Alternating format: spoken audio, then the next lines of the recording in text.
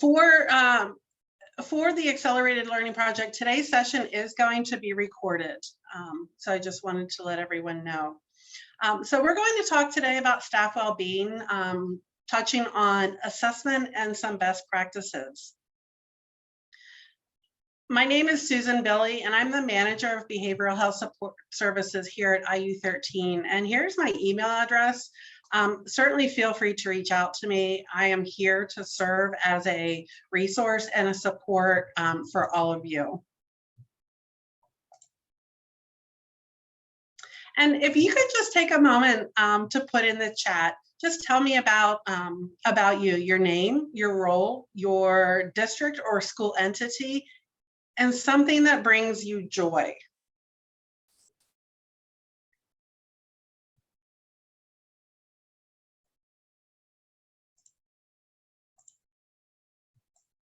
And while you think about that and populate the chat, I'm going to just go ahead and continue. It's important for us all to see things and even just read words about things that bring any of us joy. I know we've been experiencing some tough times, so thank you for sharing those things. And sunshine, fabulous, family members. So thank you.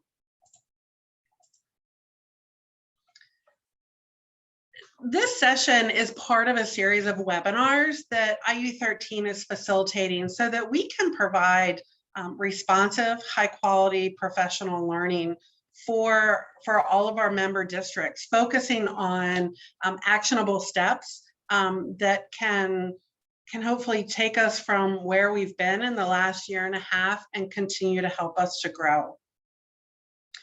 The topics and content within this professional learning series were really developed as a result of the feedback and supports requested by all of our member districts. So thank you for all of your feedback.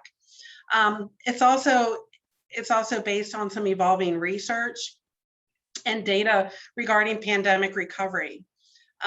Pennsylvania Department of Education has provided quite a bit of guidance, as well as the statewide Pennsylvania Association of Intermediate Unit Network expertise. There are 4 components to PDE's Accelerated Learning Framework. Component 1 focuses on high quality academics. The purpose of this component is to really define the instructional changes needed and to foster a culture of data-informed decision-making so that every learner has access to those instructional strategies, the materials, and the supports that our students need to successfully engage with and master their grade level content. The second component focuses on supportive learning environments. And the purpose of this component is to ensure that we're providing a safe and inclusive space for learning, for forming positive and supportive relationships, and supporting our learners as well as all of our staff to mentally and socially recover. Component 3 includes healthy systems conditions. And this component focuses on engaging a diverse group of stakeholders within our education community so that we can gain a deeper understanding of our school system and utilize continuous improvement processes and tools so that we can look at the systemic needs, which include staffing, technology, and scheduling, all of those things that create the condition for learning. And the 4th component is the system of scaffolded supports. This component provides a continuum of evidence-based academic, behavioral, social, and emotional supports that are aligned with student needs. Today's webinar is going to fall under the supportive learning environment with a little bit of a crossover into the healthy systems conditions component of the framework. Our learning goal for today is to review strategies and resources for assessing and improving the learning environment in order to mobilize staff wellness. You'll see a link on your screen. Tricia is going to put that link in the chat for you. This is a link to a Google Drive that has been set up for the IU13 Accelerated Learning Initiative. And so you'll be able to access the resources and materials. The recording from today and from the other sessions will be on the IU13 YouTube channel, which you can access through the Accelerated Learning website, which we'll share with you later. And so before we get too deep into the weeds, I'd just like to have an understanding of all of you. So if you could just take a moment, Tricia's going to put up a poll and rate your understanding of how well do you understand the best practices to support staff social emotional wellness. And do you understand the steps necessary to assess staff wellness within your school entity?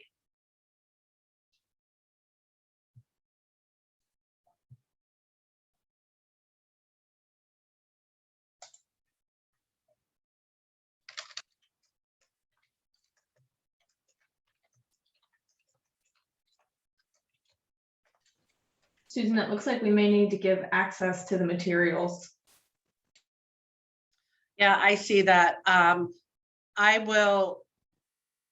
have to go back and look at that. And then what I can do is I can push it out to all of you through the email that you use to register.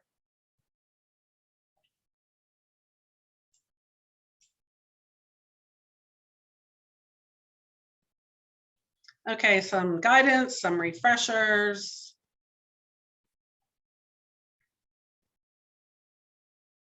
And kind of an equal balance of understanding how to assess staff wellness. Okay, well, thank you all for taking a few moments to do that.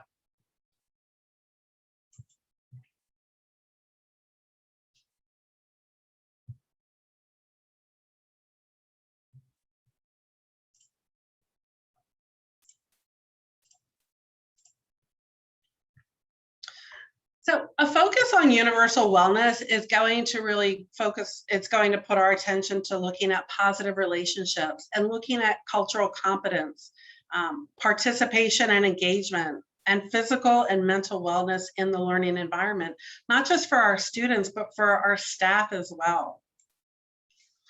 And when we think about universal wellness practices, I'd like you to think in terms of infusion of safety, collaboration among all of us within our learning environment, trust, choice, empowerment throughout our entire school-wide system of support, and just the practices that we adopt.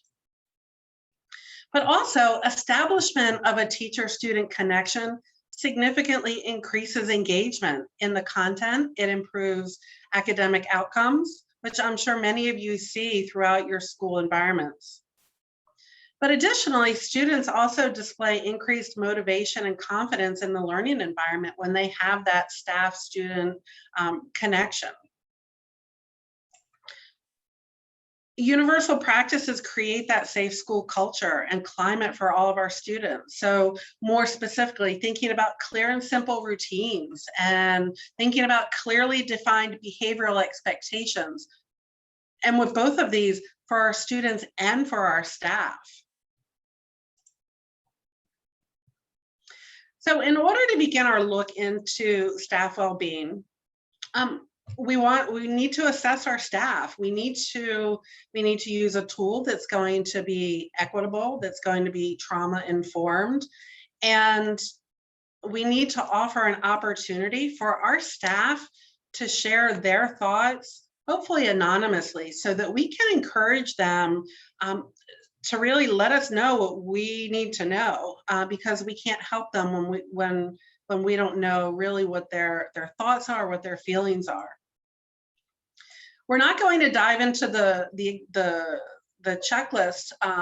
It is reflected in the resources, but PDE has developed an organizational self-checklist. They've made it available to all school entities so that you can use it and gather that feedback from your staff.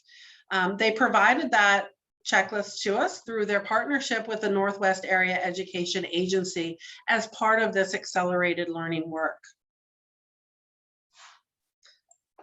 So once we collect that data from our staff, what do we do with it? Well, we need to try and look at it objectively, because it's important, if we're going to use an assessment of some kind, that we commit to using that data.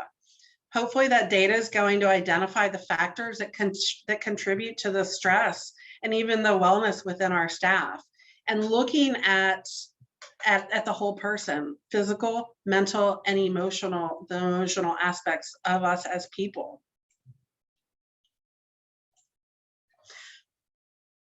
Moderate to high levels of stress can cause our staff to negatively interact with others, whether it's with students, families, with colleagues, and you may have been experiencing a lot of this.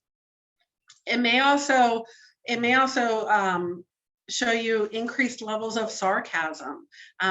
They might have negative responses to when they make mistakes. So all of those interactions, or those, in some cases, nonverbals even, can show us that our staff are really struggling, but we need to know then in what ways they're struggling. So that's why I really encourage all of you to check out the organizational self-checklist. It's very brief, and it should provide you with a lot of wonderful data. We can then address those factors that impact staff well-being when we then make an alignment with well-being improvements. And so looking at the data and then really identifying what are the key areas of concern within this data. Those are the points that are going to help us develop a comprehensive plan.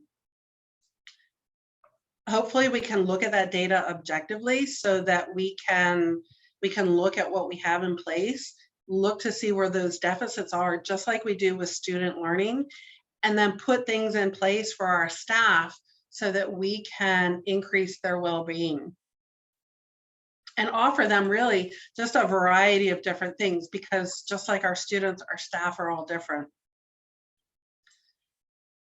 And when we consider a continuum of well-being practices, we want to make sure that we're focusing on staff belonging in our environment.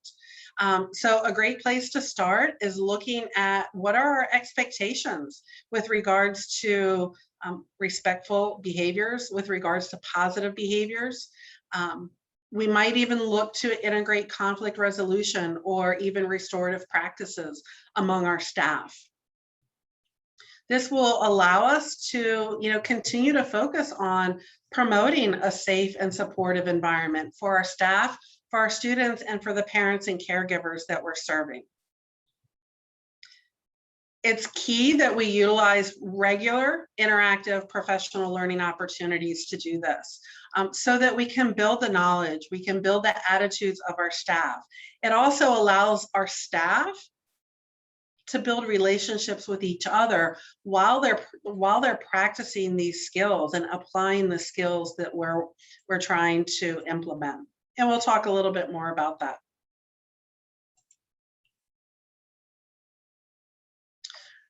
As we consider implementing well-being resources, I would suggest that you take the following into consideration. Just making sure that these resources are available, they're readily available, they're accessible to all staff, and in formats that meet their individual needs, and at little or no cost. We want to also look to integrate these activities and resources just into our daily culture of the learning environment, so that we can begin to shift the attitudes of all of us as administrators, of our staff, so that we can continue to create a culture of wellness within our learning environment. It's critical that we teach the staff the benefits of a wellness mindset so that we can look at the whole person, including our physical, our mental, and emotional aspects. And when we utilize stress reduction strategies combined with compassion and resilience building strategies, we're doing a lot for our staff. We are We're potentially reducing levels of burnout. We're decreasing high blood pressure. We're decreasing psychological symptoms. We could potentially be decreasing cortisol, which is a stress hormone, and even decreasing absenteeism. But at the same time, we can also be increasing the efficacy of our staff. We can help them increase their own self-regulation. Hopefully, our staff will find that they have improved sleep, that they have improved classroom organization, and maybe improved self-compassion.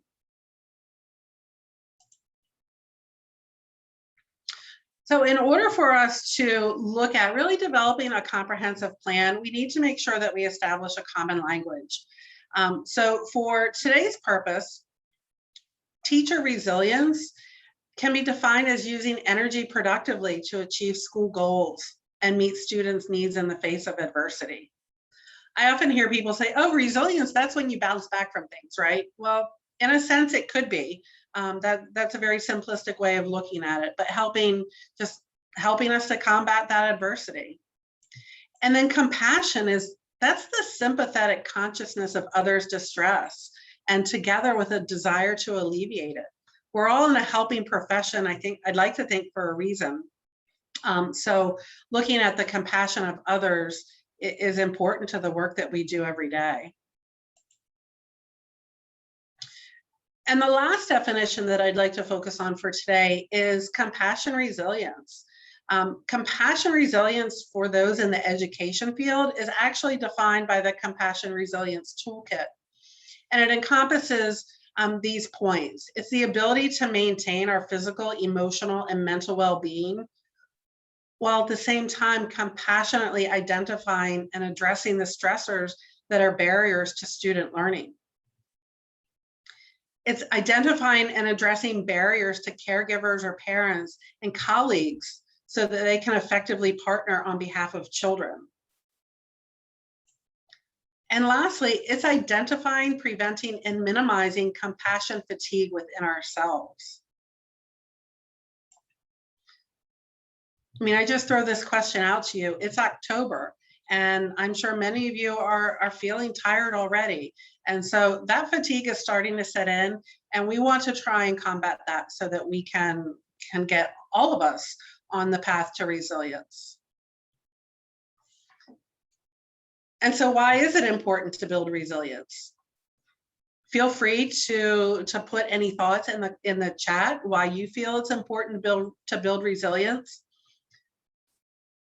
But really, it's intended to guide our staff back to the values and sense of purpose that brought them to the field of education, as well as supporting the relationships among staff. It helps us to establish both personal and professional boundaries, and it helps for us to develop and practice a self-care regimen. We're all helping professionals, and I'd be willing to bet that many of us are great at encouraging others to take care of themselves.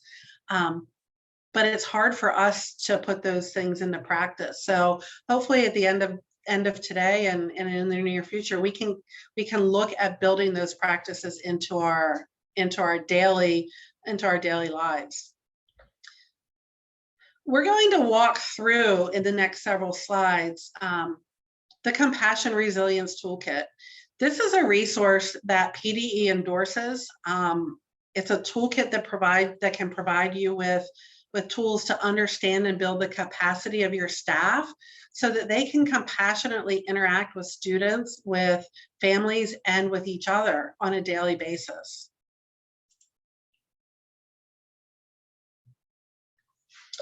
The Compassion Resilience Toolkit is for school leaders and school staff.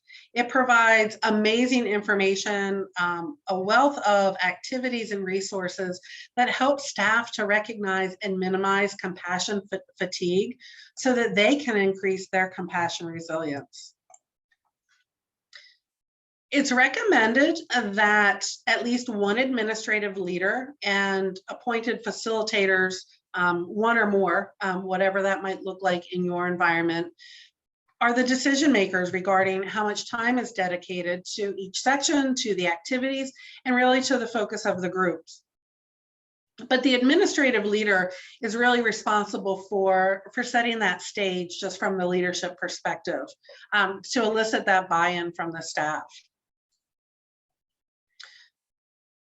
The Compassion Resilience Toolkit, it's flexible, but it's available online to all school entities at no cost, which in this day is, I know, music to probably many of your ears. Flexibility is important. Yeah, thank you, Rob. Absolutely. And the continuum is vast. So hopefully we can provide some tools for you to try and lessen that continuum. I'd just like to take a few minutes and offer you a brief overview of the toolkit. The preface has the introduction. It includes the rationale for looking at compassion, resilience, the focus, the approach, and it takes it from the approach of leadership as well as school staff. The toolkit is broken down into 12 what are called content sections, and each section includes the following components. The introduction that's really where you find the summary for the content of each section. The information component is the deeper dive into the concepts. There's a very thorough participant document that's available that you can share in advance of any of the activities. It includes narratives, it has slides for you, it has video links, it has articles, just a lot of really wonderful resources. And it can be shared via email. You can also share it through handouts. You can print them out. You can utilize the resources in small and large group presentations. Due to the vast nature of the online resources in the toolkit, it is recommended that distribution of the toolkit is done digitally with your staff.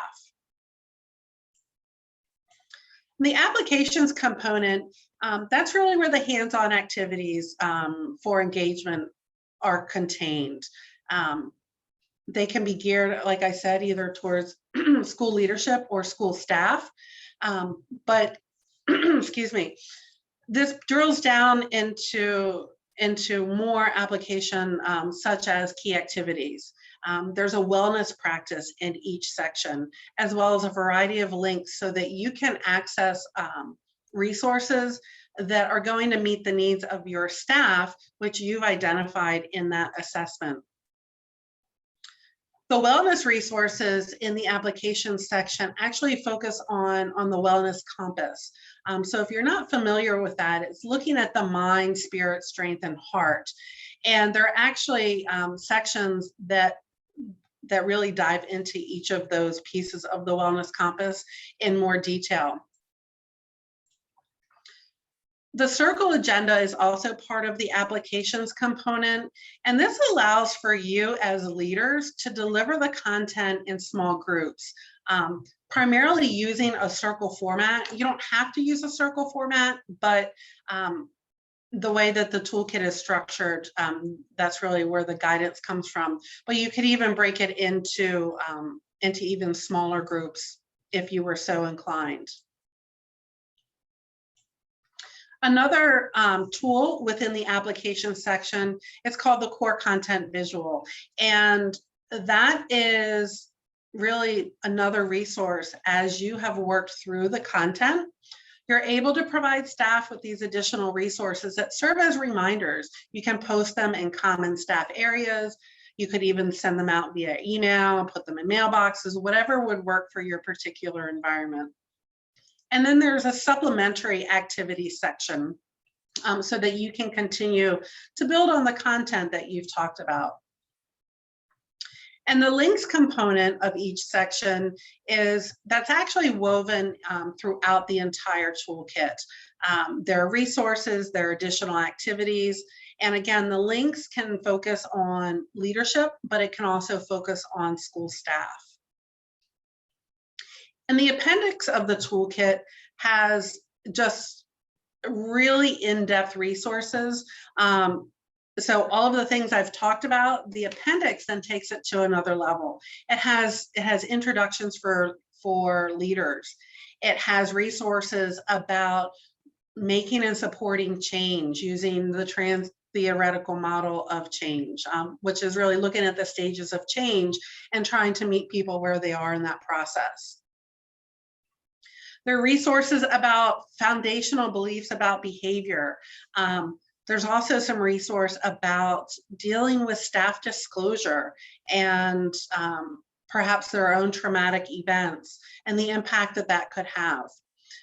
And there's also a facilitator guide so that you have the resources that you need as a school leader so that you can facilitate any of these discussions that are outlined in the toolkit. These are the content sections of the toolkit. Each section could be used as a standalone, but really in theory, each one builds upon the one before it. And I'm going to, in the next several slides, just walk you through some of the resources or some of the activities that you could find in the toolkit. So the next couple of slides are focusing on something from the application section of the toolkit. This is an example of a key activity. The key activity example here is going to give you an understanding of some of the things that you could facilitate with your staff as the leader or even as just as a facilitator within a smaller group. Once you're able to access the resources, you will find the specific links to each of these activities that are reflected on the slide. So this is a key activity, and it's a reflection activity for staff to look at how fatigue and resilience impact each area of the wellness compass. So looking at the heart, the mind, the spirit, and the strength. Because when it comes to wellness, we can experience fatigue and resilience in all of these areas. And so this activity, it just provides a staff with a high-level look of the wellness compass, but really drilling it down and bringing it home to them as individuals, looking at their heart, their minds, their spirit, and their strength. But it'll be key for you to note that as we support our overall wellness, we also grow our ability to be compassionate with others. And so the next slide takes that content and it helps our participants really drill down, what does fatigue look like and what does resilience look like? And as the facilitator, you're able to work through each of these sections and provide your participants with examples so that they can take an inward look into how fatigue and resilience are impacting in their lives.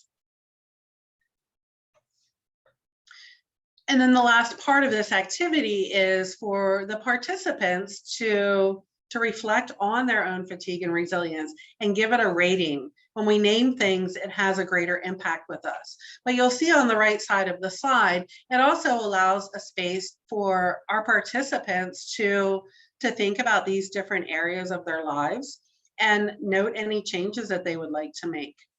This also serves as a wonderful springboard for our participants to springboard into developing a self-care plan.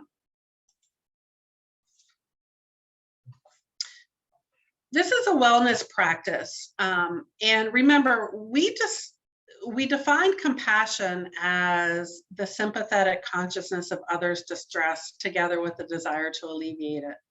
And so this is a practice for us to utilize so that we can build compassion with others. We might have difficult staff we work with. We might have challenging students or families that we work with. And so sometimes when we're working with just challenging people or it's a difficult situation, I know even for myself, sometimes feelings of compassion can almost seem out of reach. And so by utilizing a strategy like this, we can help to reframe our perspective and help us to have a different view of the situation that's before us. We can take these 5 steps. We can use them discreetly. Hopefully we can use all of these steps with the same person. So think about your last couple of days in your learning environment, and think about someone that maybe you just had a challenge with, whether it was a student, a colleague, a parent or caregiver of one of your students. And listen to this. Just like me, this person is seeking happiness in his or her life. Just like me, this person is trying to avoid suffering in his or her life.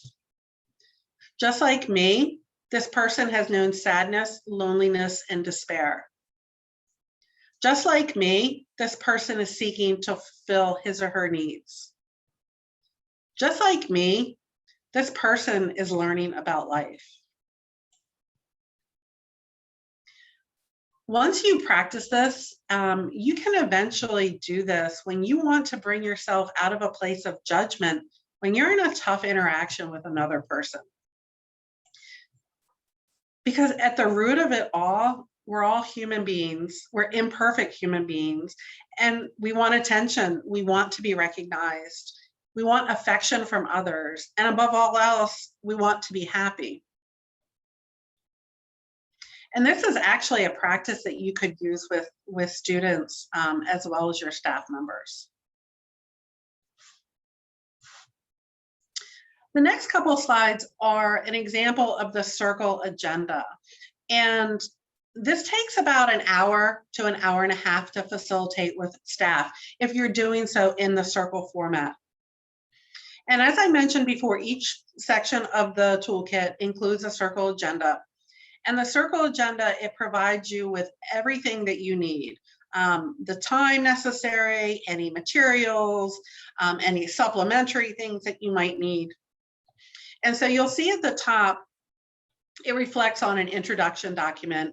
And so that's for you as a facilitator. You can look through that, you can plan accordingly, and then where appropriate, you can share that introduction document with the participants in advance of the circle so that they're prepared for the activity.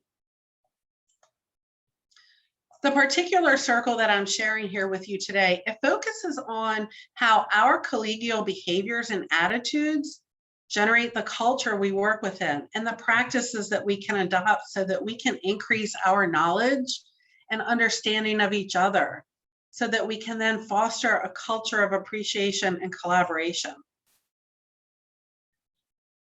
And you'll see on the screen, so there's the purpose of the circle, it provides you with the materials and prep.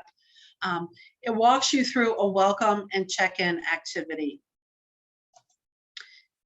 And that check-in activity ties into the wellness practice. And Trish is going to put in the chat for you the link to the particular resource that they reflect here. And this particular circle, it directs participants to the Healthy Break Activities link, which is in the chat for you. And this includes just different grounding and wellness practices. As the leader or the facilitator, you can select any of these practices. You would just want to ensure that you're selecting something that's appropriate for the setting and for the group that you're working with.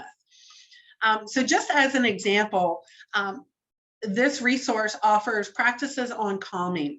And so that's a category of activities that helps to calm the mind for those that feel pressure.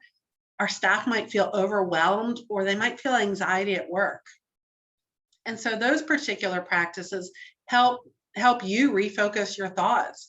It might be through journaling, it might be through meditation or other activities. So that's just one example of something that you could see in this particular Healthy Break Activities resource. And then the circle agenda continues through guiding questions. That is part of each circle. This particular circle's discussion draws our participants' attention to their vision of what a positive work environment looks like. And primarily one in which each of our participants can be their best self in their job. This circle is actually part of section 7, so it does build on previous sections, but you can see that some of the resources that are available, you could actually use as standalone. And as the circle begins to wrap up, it ties our participants back to the discussion about those wellness practices that we highlighted in that link. And then in closing, the participants for this particular circle are able to share a word of gratitude for the group.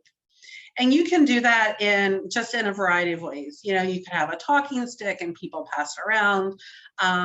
You know, people are able to pass. None of these activities mandate someone to participate. You know, it's really based on comfort level, but it is about building our community within our staff. If you're willing, share something that you're grateful for today. I'm grateful for all of you at the end of probably a very long Tuesday that you chose to be here today to learn about ways that you can support your staff. Cooler weather. I'm with you on that.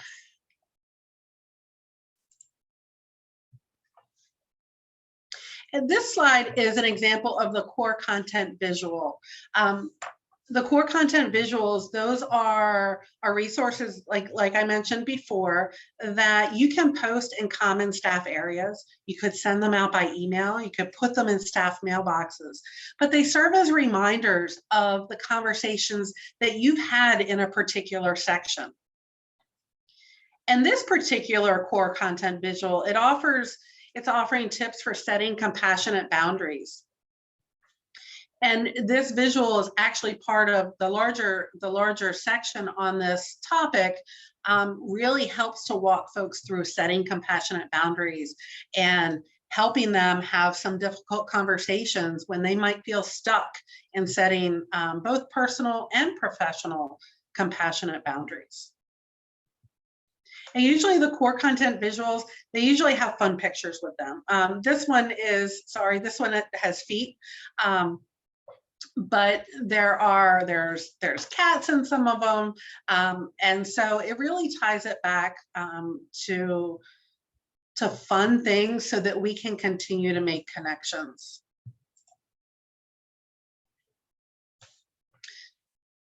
This is an example of a supplementary activity, and this particular one is about setting helpful expectations.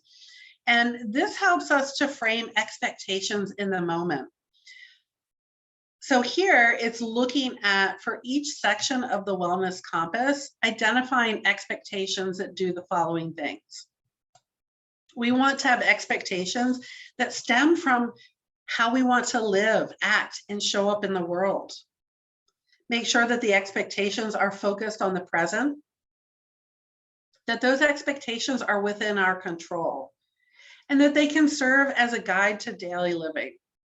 So that's a springboard for the discussion in this activity. And then you'll see on the right side of the slide, it shows examples from each section of the wellness compass of realistic expectations. And it's helpful to have our participants write down some of those realistic expectations for themselves. They don't have to share them. But as we know with our students, it's helpful if we get our thoughts and we write them out, and then we can actually reflect on them, and hopefully those thoughts will begin to resonate with us. You could also do this supplementary activity as a group and allow participants to share out. That would be at your discretion as the facilitator, and really, depending on the group. You want to make sure that you're offering them a safe space. But as part of a kind of a group processing for this activity, you could also include a discussion on maybe the difficulties or the rewards that the participants were faced with in this particular exercise.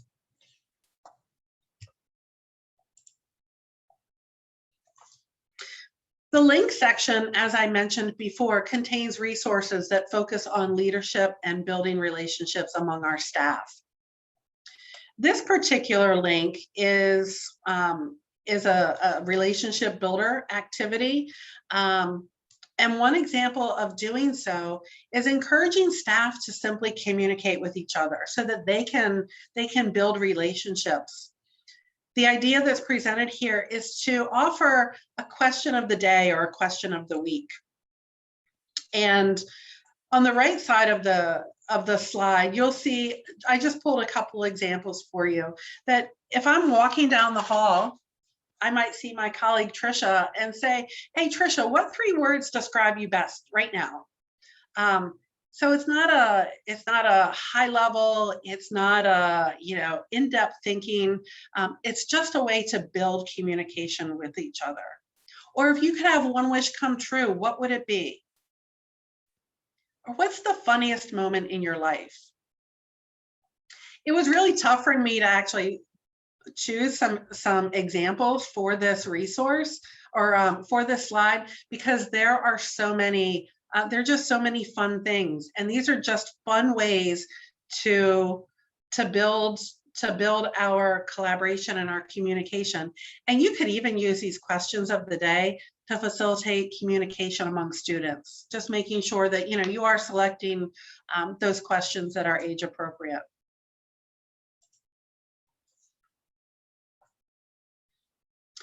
And so as we begin to wrap up today, I want to encourage you to serve as positive, supportive, energetic colleagues in your school, because this can improve your job satisfaction as well as all of those around you. And I'd like for you to find your marigold. Many gardeners, they follow a concept, it's called companion planting. And so that means that you place certain vegetables and plants near each other so that they can improve their growth. And if you plant marigolds beside almost any garden vegetable plant, that vegetable is going to grow, it's going to be protected, and it's going to be encouraged by its marigold. Marigolds exist in our schools. I'd like to say that all of you are marigolds, and we're here so that we can grow more marigolds in our schools, encouraging, supporting, and nurturing our school staff, whether colleagues or those you supervise, or even to our own superiors in some cases. And you can identify these marigolds by the way they congratulate you on arrival, rather than maybe grumbling, like, why are you here today? Or maybe it's by the way they offer to help. They sound sincere. It's not a, oh, well, I can help you with that if you really need it. It's, a sincere offer to help you with whatever it is you might need. Or maybe it's just by the way you feel when you're around them. Are you calmer? Are you more hopeful? Or maybe you're excited to work with that particular person because they just bring so much energy to the space. You might feel comfortable asking questions, or even the stupid ones, to that person that's your marigold. But if you feel good around this person, or maybe you're one of these people, chances are that they or you have marigold qualities. And so as administrators or leaders within our buildings or our school entities, we want to have a whole building of marigolds. So by adopting some of these universal wellness practices and using the resources that the Compassion Resilience Toolkit has to offer, we can cultivate that ground and we can help you grow a building full of marigolds.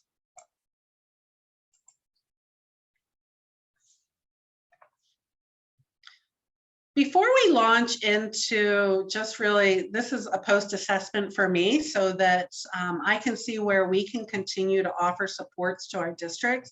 Are there any questions? Feel free to unmute, or you could place a question in the chat.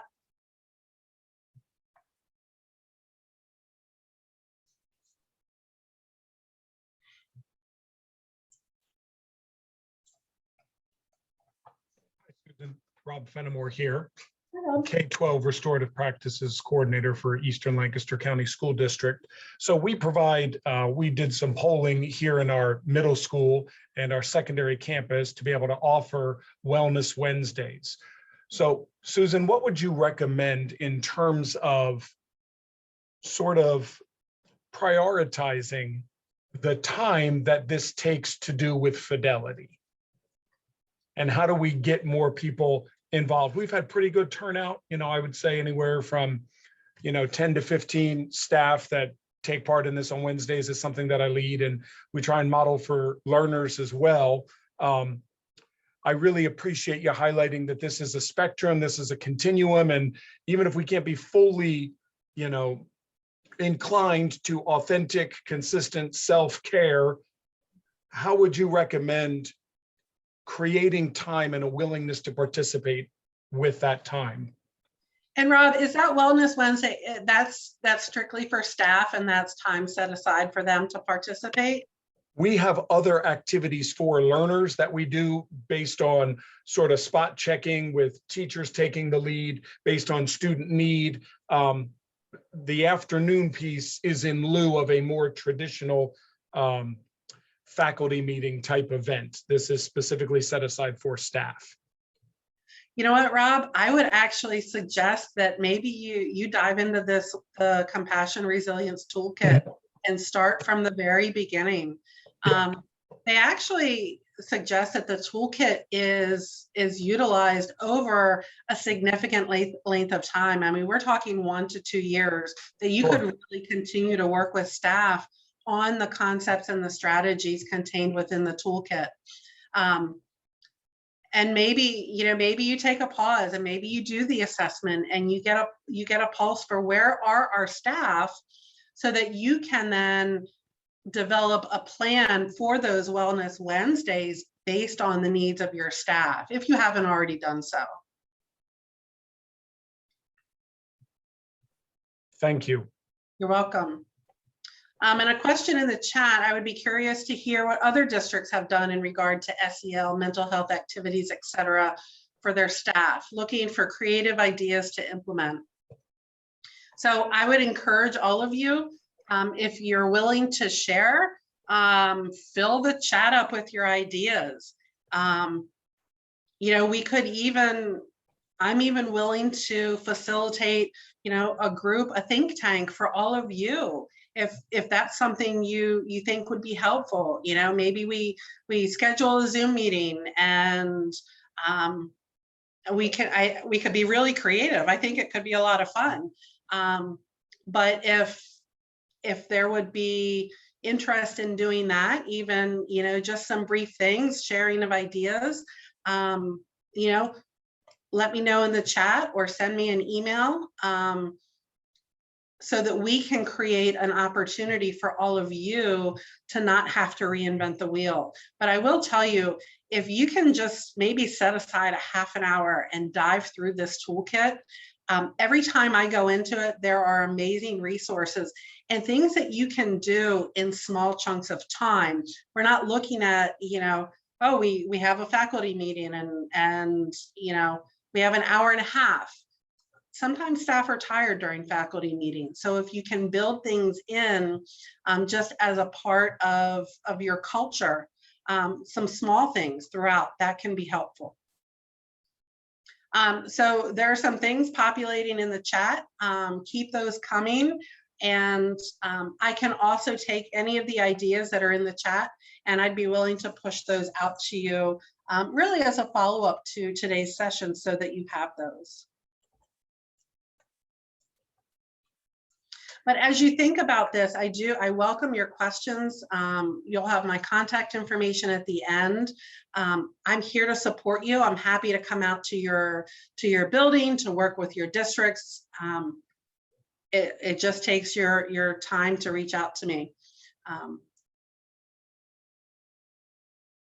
So Trisha, if you could launch our post-assessment poll, that would be great. I'm not going to share this with the group. This is really more for us at the IU so that we can continue to support our districts, even if it's just being a resource and providing you with resources. We want to do all that we can to help you. And if you're one of those individuals that says, you know what, I need more support. reach out to me, and I'll be happy to assist you.